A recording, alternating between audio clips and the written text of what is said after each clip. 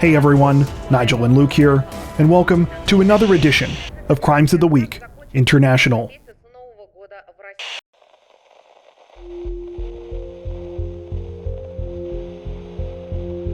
Authorities in the Australian state of New South Wales say that a 58-year-old man is facing a number of charges this week following a car crash and stabbing attack that left multiple people injured. The whole thing started shortly before 9 a.m. on August 25th, when police began receiving 000 emergency calls about a violent incident in the Sydney suburb of Engadine. Callers stated that a white Jaguar had been seen driving erratically before smashing into a blue Mitsubishi at the intersection of Princes Highway and Old Bush Road. Initially, witnesses thought the situation was a simple car crash, with several running to see if those inside the two vehicles were okay. However, things quickly took a terrifying turn when the driver of the Jaguar got out armed with a box cutter. A 48-year-old woman could be seen inside suffering from multiple stabbing and slashing wounds. As a group of people attempted to come to her aid, the man proceeded to attack them too, stabbing a 67-year-old man in the abdomen. Despite this, the Good Samaritan stood their ground and managed to hold the doors to the white Jaguar closed, protecting the woman inside. The man allegedly continued to scream and bang on the windows of multiple vehicles before fleeing the scene on foot. A short time later, police confronted the man nearby. A taser was deployed and he was placed under arrest, though not before injuring one officer who suffered deep cuts to his arm. In total, police say 3 people suffered knife wounds, not including the 58-year-old suspect, who also had self-inflicted injuries from the box cutter. 2 other people who were in the Mitsubishi suffered injuries related to the crash. While the exact events and circumstances leading up to the unsettling incident are still being investigated, police have now released some further details about what they believe happened. They have also released the name of the suspect, 58-year-old Anthony Benson. According to the latest available reports, it's believed that Benson was behind the wheel of the Jaguar prior to the crash. The 48-year-old female victim, who he is said to be in a relationship with, was in the passenger seat, and at some point the pair apparently got into an argument. It's alleged that Benson began stabbing and slashing at the woman, which is why he was driving erratically. Following the crash, witnesses say that Benson screamed threats, but was also making a number of rambling and conspiratorial statements. He screamed about the radio station in his car being changed by the 48-year-old victim, made comments about vaccines, and at one point yelled, quote, "We're all getting followed." In the aftermath of the crime, officials came out to praise the bravery of the citizens who put their own lives at risk in order to save the life of a complete stranger. Though the 67-year-old Good Samaritan and the 48-year-old woman remain in hospital, they are said to be in stable condition. All other victims have since been treated and released. Benson, meanwhile, remains in the hospital under police guard. He is now facing a number of charges, including domestic violence-related wounding or grievous bodily harm with intent to murder, reckless driving, wounding with intent to resist arrest, and assault.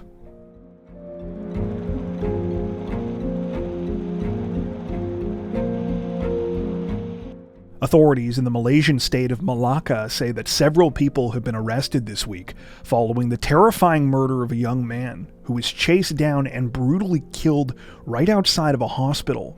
The disturbing case began at around 8:40 p.m. on August 25th when the 24-year-old victim, who has not been identified by name, was attacked by a group of machete-wielding suspects at a barber shop in the town of Taman Rimbaru, located in Jasin district. Despite being hopelessly outnumbered, at first it seemed like the victim had managed to escape. He was able to call his younger brother, who picked him up and drove him to the nearby Jasin hospital. However, moments after arriving there, things took a horrifying turn.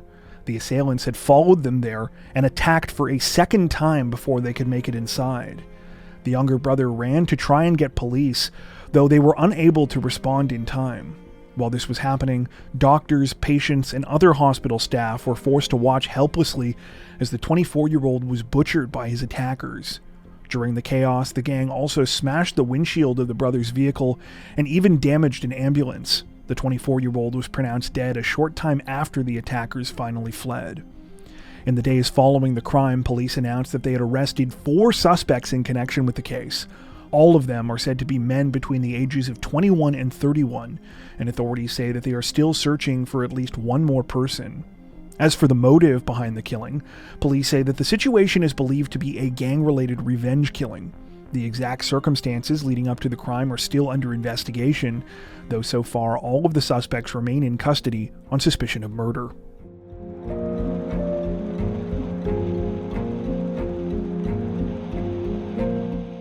Officials in France say that a 33-year-old man has been successfully captured this week, following an arson attack at a synagogue in the south of the country, an incident which is believed to be both an act of terror and a hate crime. The incident took place at around 8:30 a.m. on August 24th and was partially captured on surveillance video. That video reportedly shows a man, identified only as a 33-year-old Algerian national, setting 2 cars on fire outside of the Beth Yaakov synagogue, located in the seaside community of La Grande-Motte. The same man, who had a Palestinian flag tied around his waist, allegedly set fire to multiple doorways leading into the building in an apparent attempt to trap those inside. Thankfully, the suspect's plan was not successful, as all 5 of those inside the synagogue were able to escape unharmed. However, a police officer suffered injuries after responding to the scene when one of the cars exploded. The blast was reportedly caused by a gas canister that had been hidden inside the vehicle before it was set alight. By the time authorities arrived at the scene, the suspect had already fled, prompting a large search involving nearly 200 members of law enforcement. The search came to an end that same evening when the 33-year-old was tracked about 25 miles away to the city of Nîmes. He was taken into custody following a shootout with police in which he was reportedly hit. He was transported to a hospital, though no update on his condition appears to have been released at this time. 2 other people, believed to be associates of the suspect, were also arrested at that time. Not much additional information has been released about the situation at the time of this recording, though the disturbing crime has been quickly and widely condemned by government officials in France across the political spectrum. Many have called the situation an anti-Semitic terror attack, pointing out that crimes targeting the country's Jewish population have surged over the past couple of years. A couple of high-ranking officials, including France's Prime Minister and Interior Minister, also pledged to strengthen security outside places like synagogues and Jewish schools. The situation is still under investigation.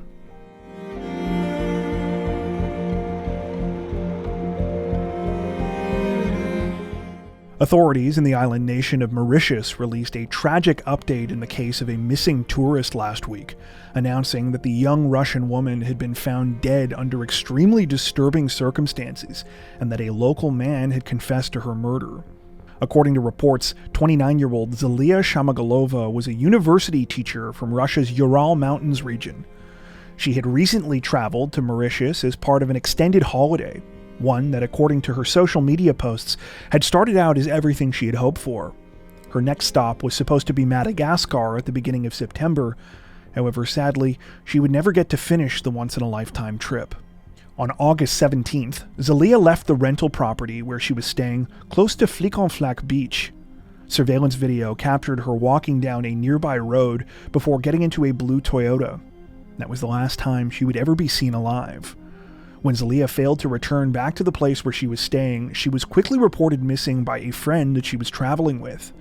Meanwhile, the 29-year-old's family back in Russia received messages from her cell phone stating that she had decided to disappear and not to contact her.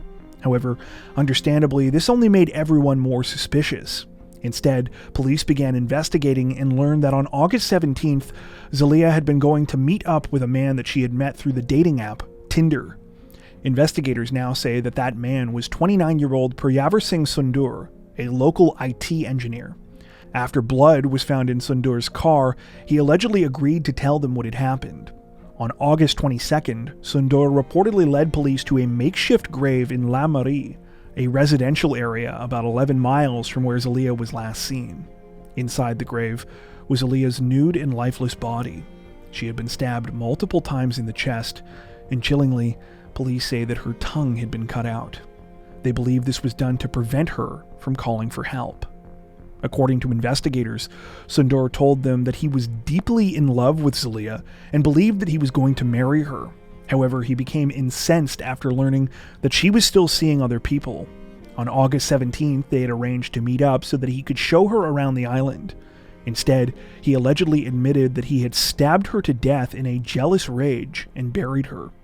At the time of this recording, Sundur remains in custody, though it's unclear if he has yet been formally charged with murder. In the meantime, Zalia's family members are waiting for the investigation to be completed so that her remains can be returned to Russia and they can hold a proper funeral.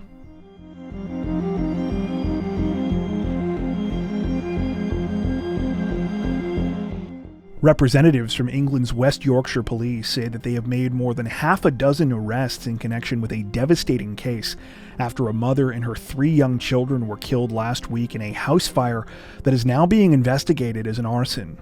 The situation began in the early morning hours of August 21st when emergency responders were called about a blaze at a home on Westbury Road in the city of Bradford. Firefighters and police arrived to find the place engulfed in flames. 4 people were pulled from the residence, later identified as 29-year-old Bryony Gwyth and her 3 young children, 9-year-old Dennisty, 5-year-old Oscar, and 22-month-old Aubrey. Tragically, Bryony was pronounced dead at the scene, while all 3 of the children succumbed to their injuries after being taken to a local hospital. While few additional details about the circumstances leading up to the fatal fire have been released at the time of this recording, police quickly stated that they believed the home had been deliberately set on fire. In the days following, they have announced at least 7 arrests in connection with the case. One of those people has since been eliminated, but the others are all still under investigation. Though none of the names of these suspects have currently been released, we know that the first person taken into custody was a 39-year-old man who was arrested at the scene of the fire on suspicion of murder. He reportedly suffered serious injuries and remains in the hospital in critical condition. A 36-year-old man was arrested 2 days later, while 4 additional suspects were taken into custody on August 26th. These latest 4 suspects are said to be a 25-year-old man who was arrested on suspicion of murder and attempted murder, a 44-year-old man arrested on these same charges, and a 54-year-old woman and a 42-year-old man who were accused of assisting an offender. At the time of this recording, no motive has been released behind the awful crime, though it's said that the 39-year-old suspect who was arrested at the scene of the fire is the former partner of someone who was visiting Bryony and her children at the time. In the aftermath of the tragedy, tributes have poured in for the 29-year-old mother and her 3 children from all over the place. A statement released by her family remembers her as a, quote, joyful, bubbly, beautiful woman who cared for everyone and was loved by everyone. It went on to say, quote, her kids were everything to her whole life. Another heartbreaking statement was released by Bryony's fiancé, Jonathan, who was also the father of the 3 children. He said in part, quote, I am absolutely distraught at the sudden loss of my fiancée, Bryony, and our 3 beautiful children. Bryony and I were together for a long time, and we had a good life together. She was a beautiful woman and a loving mother to Oscar, Aubrey, and Dennisty. I loved them with all my heart, and if I had the chance, I would take their place in a heartbeat. I cannot imagine life without them. They will never be forgotten and will always be in my heart. Currently, police are still investigating and are asking members of the public who might have any information about the case to please come forward. Just before we finished the video, we saw that police had released a small update in this case. They have now identified 2 of the suspects as 44-year-old Mohammed Shabir and 25-year-old Callum Sunderland. Shabir and Sunderland appeared in court on August 28th and have now been formally charged with 4 counts of murder and 1 count of attempted murder. The person they are accused of attempting to murder is Antonia Gwyth, a family member of Bryony's. It appears that this is the person who was visiting the victims at the time of the arson.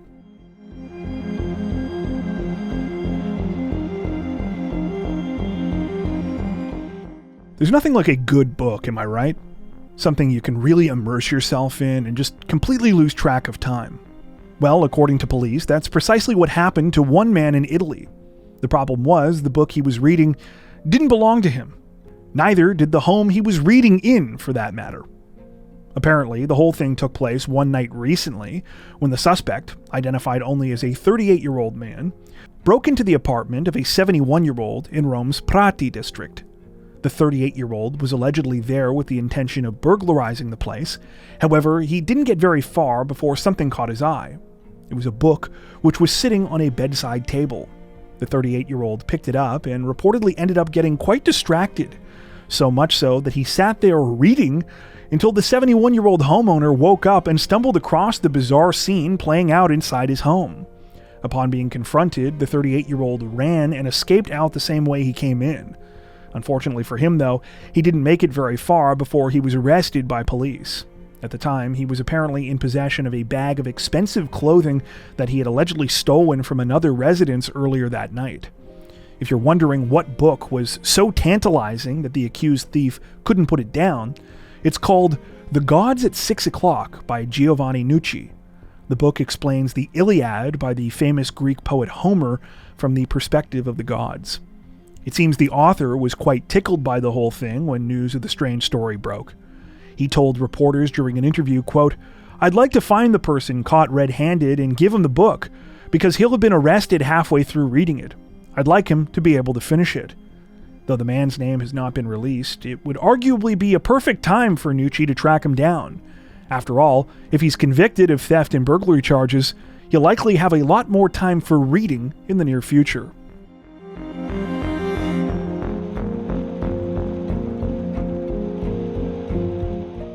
Authorities in the Indian state of Bihar say that they have made an arrest in an absolutely heinous murder case this week, after a woman allegedly killed her own child so that she could start a new life with her secret lover. The whole thing began sometime on August 23rd, when police in the city of Muzaffarpur received a call from a man named Manoj Kumari. Manoj explained that he had just returned home from a trip out, only to discover that his wife Kajal and his 3-year-old daughter Mishti were missing. Manoj explained that he had actually received a call from his wife earlier that day, during which she told him that she was going to her aunt's house, but he had his suspicions that something was wrong. Police began by conducting a search of the family's residence, where they quickly made some eerie discoveries. Though it was obvious someone had tried to clean the house up, traces of blood were found in multiple places, including on the floors, in a sink, and on the home's terrace. Everyone's worst fears were confirmed the following day when a red rolling suitcase was found concealed in some bushes in a field close to the property. Inside was Mishti's body. The young girl had suffered several injuries, but the one that had killed her was a knife wound to the neck. Police have since said that the knife used to kill the girl has also been recovered from the house. Following the devastating discovery, police turned all of their attention to finding Kajal. She was tracked down on August 26th at a property in the neighboring district of Sitamarhi. Authorities quickly discovered that the property belonged to Kajal's secret lover. After being taken in for questioning, Kajal reportedly admitted to the affair and to the murder of her daughter. She said that she had been planning to leave her husband and wanted to start a new life, but the man that she was involved with didn't want her bringing her daughter along. Eventually, she decided that killing the young girl was her best option. As if that wasn't crazy enough, Kajal was apparently pretty upfront about where she got the idea for her plan. She said it came from a couple of different episodes of the TV show Crime Patrol. For those unfamiliar, Crime Patrol is India's longest-running true crime reality series. Kajal explained that she had seen a couple of episodes of the show where people had disposed of bodies using suitcases. Evidently, she didn't think this all the way through, though. After all, the whole point of the show is that these are crimes that have been solved. So, why would you emulate them if you're trying to get away with something? That's probably just me looking for sense in the senseless, though. Anyway, at the time of this recording, Kajal remains in custody and is awaiting formal murder charges. Police say they currently do not believe her secret lover had anything to do with the crime.